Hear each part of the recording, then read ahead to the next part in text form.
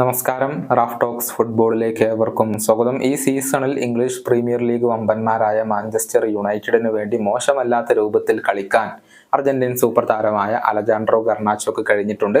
അദ്ദേഹം പ്രീമിയർ ലീഗിൽ ആകെ 30 മത്സരങ്ങളിലാണ് സ്റ്റാർട്ട് ചെയ്തിട്ടുള്ളത്.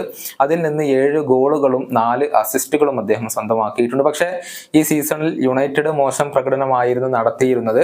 8ാം സ്ഥാനത്താണ് അവർ ഫിനിഷ് ചെയ്തിട്ടുള്ളത്. പക്ഷേ ഈ അർജന്റീൻ സൂപ്പർ താരത്തെ തേടി ഒരു പുരസ്കാരം ഇപ്പോൾ എത്തിയിട്ടുണ്ട്. ഇംഗ്ലീഷ് പ്രീമിയർ ലീഗിലെ ഏറ്റവും മികച്ച ഗോളിനുള്ള അവാർഡാണ് അലജാൻഡ്രോ ഗർണാച്ചോ ഇപ്പോൾ സ്വന്തമാക്കിയിട്ടുള്ളത്. അദ്ദേഹം എവേർട്ടനെതിരെ നേടിയ ആ ഒരു ബൈസിക്കിൾ കിക്ക് ഗോൾ എല്ലാവർക്കും ഓർമ്മയുണ്ടാകും. അതാണ് ഇംഗ്ലീഷ് പ്രീമിയർ ലീഗിലെ ഈ സീസണിലെ ഏറ്റവും മികച്ച ഗോളായിക്കൊണ്ട് തിരഞ്ഞെടുക്കപ്പെട്ടിട്ടുള്ളത്. ഈ പുരസ്കാരം അദ്ദേഹം കൈപ്പറ്റുകയും ചെയ്തിട്ടുണ്ട്. ഈ പുരസ്കാരത്തിന് വേണ്ടി ആകെ 9 ഗോളുകളായിരുന്നു മത്സരിച്ചിരുന്നത്.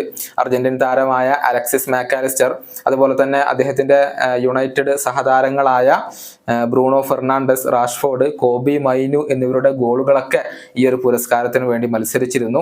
ഇവരെയൊക്കെ പരാജയപ്പെടുത്തിക്കൊണ്ടാണ് ഗർണാച്ചോ ഇപ്പോൾ ഏറ്റവും മികച്ച ഗോളിനുള്ള പുരസ്കാരം കരസ്ഥമാക്കിയിട്ടുള്ളത്. വെയിൻ റൂണി 2011 മാഞ്ചസ്റ്റർ സിറ്റിക്കെതിരെ നേടിയ ഒരു ബൈസിക്കിൾ കിക്ക് ഗോൾ ഉണ്ട്.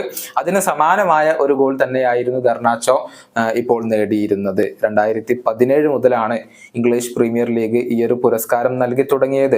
ആദ്യ തവണ ലിവർപൂളിലായിരുന്ന എംറി ചാൻ ആണ് ഈ ഒരു അവാർഡ് കരസ്ഥമാക്കിയത്.